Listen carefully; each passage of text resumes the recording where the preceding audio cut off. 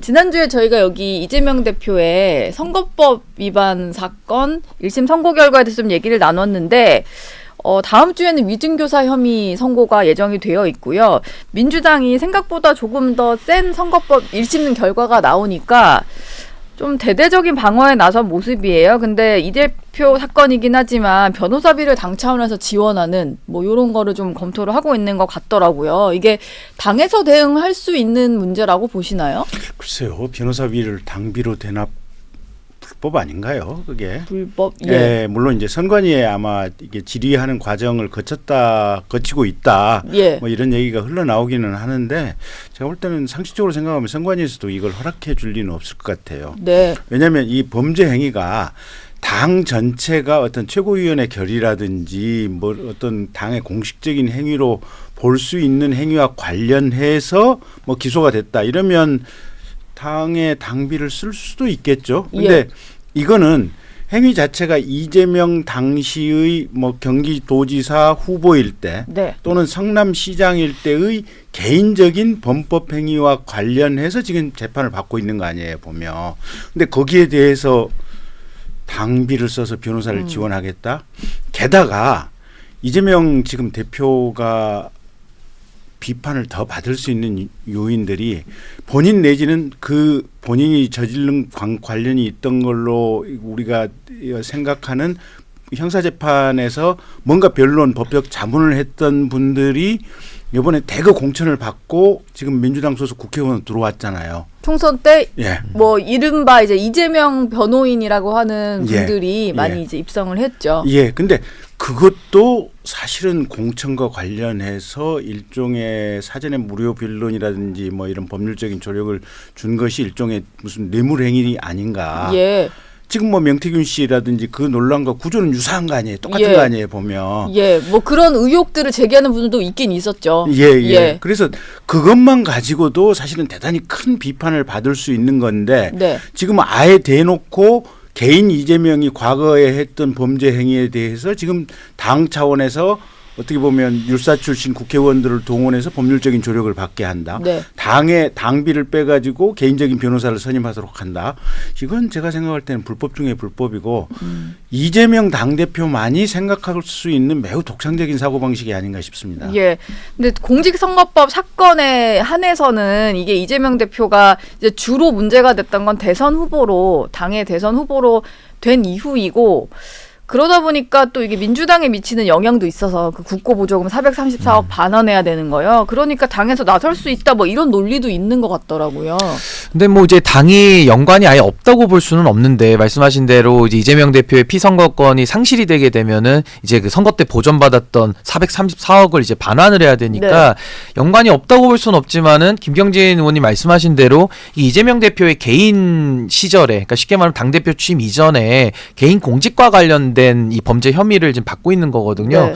뭐 통상의 예로도 기업에서 사실은 대표이사가 본인의 개인 범죄에 대해 가지고 회사 돈을 가지고 변호사를 선임하는 경우가 많은데 네. 이것도 다 배임 횡령으로 처벌을 하는 예가 많습니다. 예. 그래서 저는 이 부분은 뭐 선관위의 확인을 받는다 하더라도 이게 법률적으로는 허용되기가 매우 어렵기 때문에 그렇게 하는 건 불법의 소지가 있는 것이고 무엇보다도 정치적으로도 지금 민주당이 사실은 이재명 대표가 연임까지 하면서 상당히 그 결속력이 단단해지기는 했는데 네. 이렇게 이재명 대표를 지킨다는 명목에 당이 전사적으로 투입이 되게 되면은 그 모든 리스크를 당이 함께 부담하는 꼴이 되거든요. 그래서 그런 부분들은 민주당이 좀 정무적으로도 좀 현명하게 판단할 필요가 있다. 저 그렇게 봅니다. 너무 이제 이재명 대표 개인의 재판에 당 차원의 대응을 하기 시작하면 이건 민주당의 일이 돼버리니까 그렇죠. 너무 대응을 그래서 민주당과 가까운 분들 중에서 네. 이제 이런 말씀하시는 분들도 있더라고요.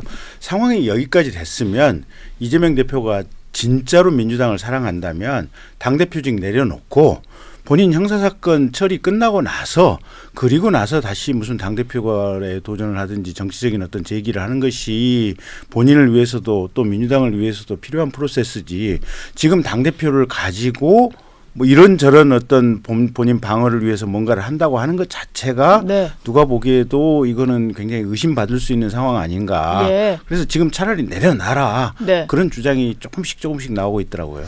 근데 뭐 절대 받을 수는 없는 그런 조언이 아닌가 생각이 들고 국민의힘에서는 뭐 이런 얘기도 하는 것 같던데요. 이게 당비를 민주당 당비니까 민주당이 뭐 쓴다고 하면 쓰는 거겠지만 거기에 사실 포함된 돈의 어떤 이제 흐름을 본다면 국민들 세금으로 정당에 지원되는 이제 돈들이 좀 그렇죠. 있잖아요. 국고 네. 보조금들이 있으니까. 네.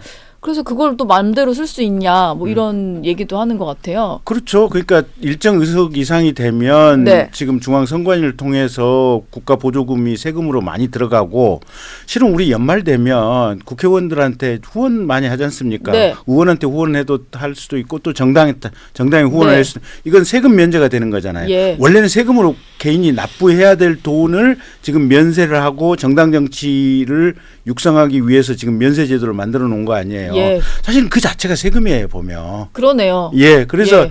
이거는 국민의 공적 국가의 공적 자금이다. 정당에 들어가는 돈은 전부 그렇게 보시면 돼요. 네. 뭐 공당의 어떤 돈인데 이렇게 좀 개별적으로 쓰는 게 맞는지는 뭐 일단 선관위도 판단이 아마 나오지 않을까 싶고요.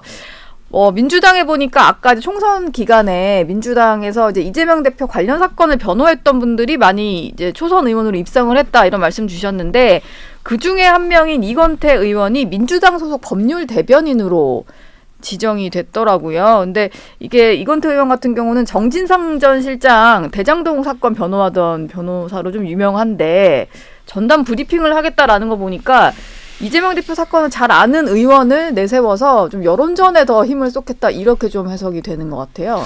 그러니까 저는 이제 이재명 대표에 대해 가지고는 지금 범죄 혐의가 상당히 많고 또 이 범죄 혐의에 대해서 그냥 개인 이재명으로 재판받을 수 있는 상황으로 가지 못하고 있는 건 전 현실인 것 같습니다. 네. 왜냐하면 워낙 지금 이게 그 사법의 문제가 정치 한복판에 들어와 있기 때문에 그래서 저는 당 차원에서 이걸 좀 방어하는 게 맞지 않겠냐라는 저는 당내 목소리가 있을 수는 있다고 봅니다만은 결국 이렇게 되면 이제 법률 대변인이라는 이제 직책까지 만들어서 예. 사실상 당이 이제 변호인 역할을 하겠다라는 의도로 읽힐 수밖에 없거든요. 네. 그러니까 이렇게 되면 사실 이것이 오히려 정치, 그러니까 사법의 정치화를 더 가속화하는 면도 있는 것이고 더 본질적으로 이렇게 했을 때 결국에는 이제는 사법부와 민주당의 대결처럼 구도가 짜질 뿐만 아니라 그것이 오히려 민주당 입장에서 보더라도 국민의힘이 지금 바라고 있는 그런 정쟁의 프레임에 또 빨려 들어가는 거이기도 하거든요. 그래서 저는 이재명 대표가 억울함이 있을 수 있다고 저는 봅니다. 그럼 억울한 부분에 대해서 법정에서 저는 판사 앞에서 강력하게 변호를 하고 뭐 그 안에서 싸움을 하는 것은 뭐 너무나도 그건 당연한 일이겠지만은